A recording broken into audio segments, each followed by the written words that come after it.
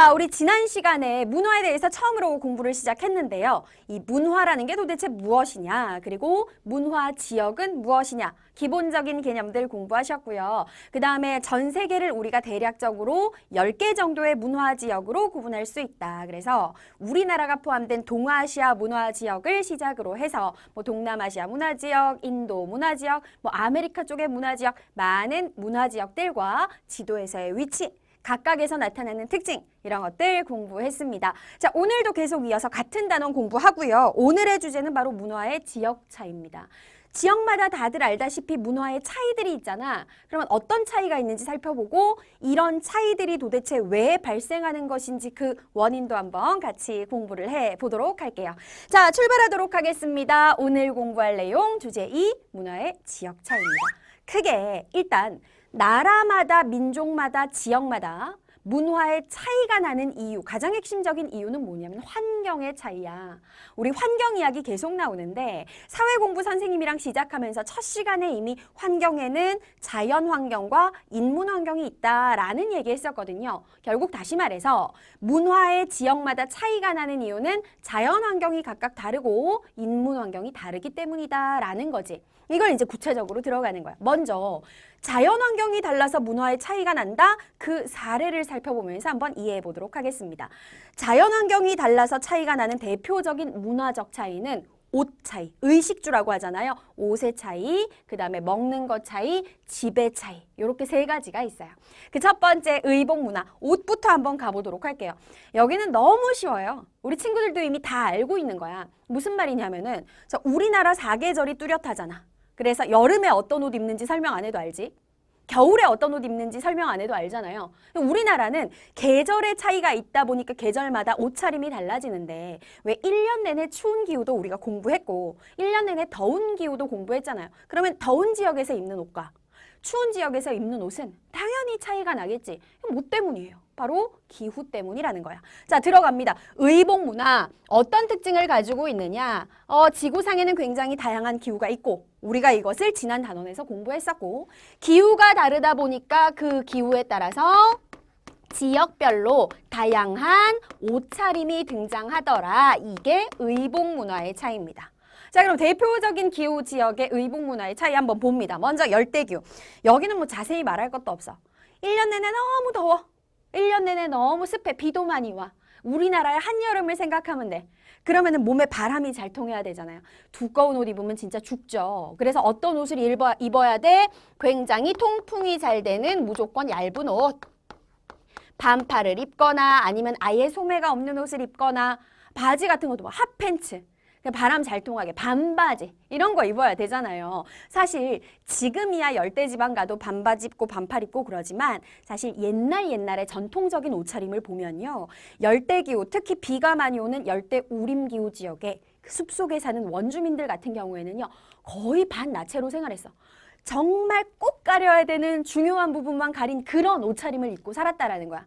그 사람들이 미개해. 쟤네들은 수준이 떨어져. 그래서 그런 옷을 입는 게 아니라 자신들이 살고 있는 지역의 기후 조건에서 살아남기 위해서는 그런 옷차림을 해야 되는 거야. 열대기후 지역은 얇은 옷을 입는다. 그냥 너무 쉬운 거고. 자, 그 다음에 건조기후. 여기는 좀 중요합니다. 비가 안 와요. 햇빛이 엄청 강하게 내리쬐요. 얘네들은 낮에는 막 40도, 50도까지 육박하는데 밤이 되면 또 기온이 떨어지고요. 또 하나 문제가 무엇이냐면 앞단원에서 배웠지만 막 사막이 있으니까 모래바람이 엄청 날려서 이게 막 코에도 들어가고 눈에도 들어가고 귀에도 들어가고 그런단 말이야. 이런 모든 상황에서 적응하고 살아남기 위해서 이 지역, 건조한 지역의 사람들은 주로 어떤 옷을 입느냐? 밑줄 치세요. 일단 온몸을 보호해야 돼. 온몸을 감싸는 짧은 팔 입으면 안 되겠죠. 그죠? 긴 옷을 입는다. 뭐 자료 화면에서도 드러나겠지만 꼭 무슨 보자기 천 같은 걸 몸에다가 칭칭 감고 있는 듯한 이런 옷차림을 입는 게 바로 건조 지역의 옷차림이에요. 자, 뭐 때문에 이런 옷을 입는다고? 뭐와 뭐를 피하기 위해서? 첫째, 햇빛이 대낮에 너무 뜨거워. 강한 햇빛과 그 다음에 또 하나 모래바람이 엄청 날린다 그랬죠. 이 모래바람을 막기 위해서 방지하기 위해서 온몸을 감싸는 긴 옷을 입는다. 건조 지역의 옷차림은 특히 잘 기억하셔야 됩니다. 자, 그 다음에 지구상에서 가장 추운 기후 한대기후로 갈게요. 뭐 여기도 너무 당연하게 쉽겠죠. 그렇죠? 우리나라도 한겨울에 너무 추운데 쟤네들은 우리나라보다 훨씬 더 춥고 1년 내내 우리나라의 겨울 이상으로 춥다고 생각하면 돼. 그러니까 당연히 동물의 털이나 가죽으로 만든 두꺼운 옷을 통해서 몸을 보호해 줘야 되겠죠. 자, 이렇게 지역마다 옷차림의 차이가 나는 건 기후가 다르기 때문이다. 아주 쉽지만 아주 중요한 내용 하나 공부 끝냈습니다. 자, 이번에는 이제 두 번째 음식으로 한번 가보도록 할게요. 옆으로 자리 살짝 옮겨서 음식 문화 공부 이어서 갑니다. 자, 음식 문화도 굉장히 쉽고 간단해. 무슨 말이냐면은 앞에서 계속 얘기하고 있지만 자, 자연 환경이 지역마다 달라요. 기후 조건도 다르고 어떤 식물이 사느냐, 식생도 다르고 지형도 다르고 토양도 다르고 이게 다르다 보니까 각각의 자연 환경에 맞는 농업에도 차이가 있겠죠. 예를 들어서 굉장히 추운 한대기후 지방에서 야, 우리도 쌀밥 먹고 살고 싶다 해가지고 벼농사 짓겠다고 이렇게 벼를 막 심었어. 자라 안 자라? 안 자란단 말이야. 각각의 자연 환경에 따라서 잘 되는 농업에도 차이가 있어요. 자연 환경이 다르니까 지역마다 농업의 차이가 나고 당연히 재배하는 작물이 달라지겠지? 그러니까 음식 재료에도 차이가 날 수밖에 없어요. 그래서 결론은 무엇이냐? 아, 이러한 이유 때문에 지역마다 뭐가 다르다? 첫 번째, 재료도 다르고 그 재료로 음식을 요리하는 방법, 조리 방법도 다르고 심지어는 뭐도 달라, 먹는 방법까지 달라. 다양하게 나타난다라는 거야. 오케이. 자, 그러면은 또 역시 구체적으로 사례를 한번 살펴봐야 되겠죠. 자, 사례 한번 보겠습니다. 첫 번째, 계절풍 기후 지역부터 볼게요. 계절풍 기후는 어디를 말하는 거야? 아시아 쪽 지역. 우리나라나 중국이나 일본도 계절풍 기후가 나타나고 그 다음 1년에 벼를 2번 재배한다는 동남아시아 지역도 열대 계절풍 기후가 나타나잖아요. 계절풍이 부는 지역은 지구상에서 무슨 농사를 짓기가 가장 좋으냐? 벼농사를 짓기가 가장 좋아요. 벼에서 껍데기 벗기면 그게 뭐가 되는 거야? 쌀이 되는 거잖아. 그래서 계절풍 기후가 나타나는 지역에서는 주식으로, 주로 먹는 음식을 주식이라 그러죠. 주식으로 뭘 먹어요? 쌀을 먹잖아요. 우리도 밥 먹고 살잖아. 그치? 이런 거고. 그 다음에 이제 두 번째, 벼농사를 짓기에는 강수량이 조금 부족하고 그거보다 조금 서늘한 편이야. 근데 땅은 넓어. 이런 지역들. 서늘하면서 건조한 지역에서는 뭐가 재배가 잘 되냐면 밀재배가 엄청나게 잘 돼요. 이따 3단계에서 선생님이 구체적으로 지도를 통해서 어떤 지역인지를 보여드릴 텐데요. 아메리카 대륙도 밀을 주식으로 하고요.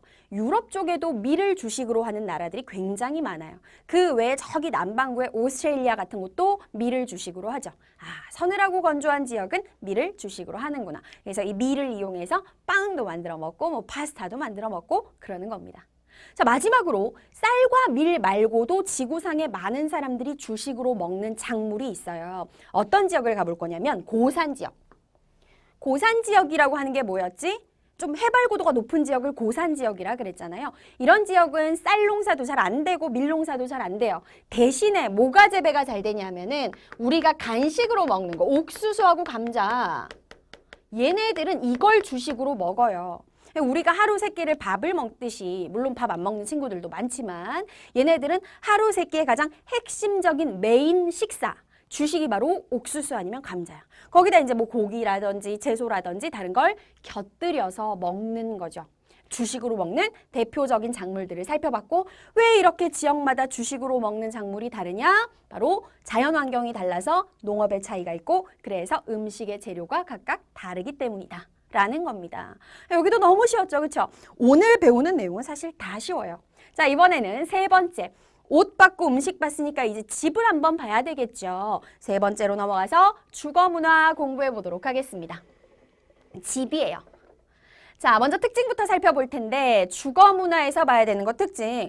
각각의 지역별로 집이 다르다. 이건 우리가 앞 단원에서도 계속 공부했던 건데, 그러면 재료의 특징부터 살펴봅시다. 어떤 재료를 주로 사용할까, 지역마다? 너무 간단하잖아. 구하기 쉬운 재료. 우리나라 옛날에 전통 가옥하면 뭐 생각나? 가난한 서민들은 전부 다 초가집 짓고 살았잖아요. 그 초가집의 지붕에 보면은 풀 같은 게 막 지붕 위에 얹어져 있는데 이게 전부 다 뭐냐면 벼농사 짓고 나서 남은 볕단이거든요. 그럼 초가집을 왜 지었던 거야? 벼농사를 지으니까. 볏집이 많이 생기니까 그걸 지붕에 얹어가지고 초가집을 만들었던 거야. 이런 식으로 각각의 지역은 구하기 쉬운 재료를 이용해서 집을 만들었고 그러면 집들을 어떤 구조로 만들었느냐? 이것도 너무 쉬워. 각각 기후가 다르잖아요. 각각의 기후 환경을 극복할 수 있는 기후 환경 극복 가능한 구조로 집을 만들었다. 예를 들어서 추운 지역에서는 그 추운 바람이 집 안으로 최대한 안 들어오게 만들고요. 그 다음에 또 굉장히 덥고 막 비가 안 오는 건조한 지역에서는 그런 외부의 모래바람이라든지 이런 것들이 집 안에 영향을 안 주게 만들었고요. 열대기후 지역은 너무 덥고 습하니까 좀 통풍이 잘 되게 집을 만들었던 거고요. 그게 바로 기후 환경을 극복할 수 있는 극복 가능한 구조라는 뜻이지. 자, 예를 한번 들어볼게요. 먼저 열대기후 지역부터 가도록 하겠습니다. 열대기후 지역의 가옥의 가장 대표적인 특징은 개방적이다라는 거야. 개방적 가옥.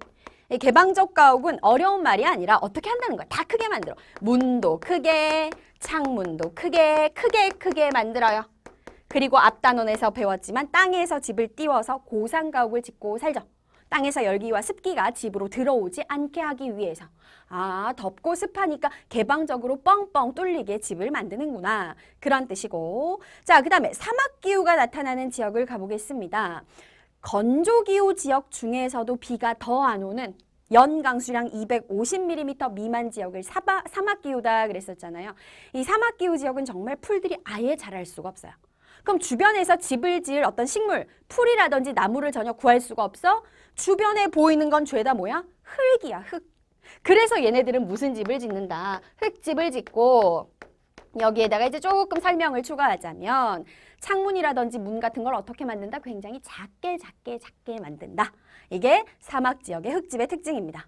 자, 그 다음에 이번에는 유목지역으로 가보겠습니다. 유목 생활을 하는 지역을 우리가 스텝기후 지역이다라고 불렀지? 건조기후는 건조기후인데 사막보다 비가 조금 더 오는 연강수량이 250mm 이상인데 500mm 미만인 지역이 스텝기후였고 이 스텝기후 지역에서는 초원이 만들어지기 때문에 이 지역에 사는 사람들은 동물을 이끌고 풀과 물을 찾아서 이동 생활을 한다 그랬어. 자, 계속 돌아다니는 게 포인트야. 그러면 집을 땅에다가 기둥 딱 박고 단단하게 만들면 돼요, 안 돼요? 돌아다닐 때마다 집을 지을 수가 없잖아. 그래서 무슨 집을 짓는 거야? 이 지역은 이동식 가옥을 짓는 거야. 조립과 분해가 쉽도록 쉽게 말하면 큰 텐트 같은 걸 친다 이렇게 생각하면 된다 그랬지. 가장 대표적인 이 이동식 가옥이 몽골 초원에서 유명한 게르라고 하는 거죠. 화면 통해서 확인하실 수가 있고요. 자, 이번에 네 번째 냉대기후 갑니다. 우리나라처럼 사계절이 있긴 한데 여름에는 엄청 덥고 겨울엔 우리나라보다 더 추워져. 이게 냉대기후의 특징이야. 냉대기후 지역은요. 유명한 전통 가옥이 뭐가 있냐면 통나무로 만든 통나무집이 있어요. 이것도 배웠던 내용하고 관련이 있는 거야. 자, 무슨 뜻이냐? 냉대기후 지역에서는 어떤 식물들이 자라냐면은 잎이 뾰족뾰족한 침엽수림이 형성된다 그랬었죠. 그 울창한 냉대기후 지역의 침엽수림을 우리가 앞에서 배웠는데 뭐라고 부르냐면은 타이가라고 불렀고 이 타이가 숲에서 베어낼 수 있는 나무들은 굉장히 두꺼운 통나무. 나무가 많잖아. 그 통나무를 잘라서 집을 짓는 거야. 그게 바로 통나무집이에요. 자, 마지막으로 한대기후, 너무 추운 한대기후 지역 가겠습니다. 자, 여기는 약간 설명을 좀 기다려야 되는데 여러분들 우리 교재에 보면요. 얼음집 나와 있잖아요. 한대기후 얼음집. 이거 뭐라고 부르지? 뽀로로 만화 영화에도 나오잖아요. 뽀로로 집, 이글루라고 하잖아요. 얼음집. 자, 사진을 통해서 눈으로 확인하실 수가 있는데 선생님 그러면 지금도 한대기후 지역에 사는 사람들은 여기 가면은 이글루 짓고 사나요? 그렇진 않아요.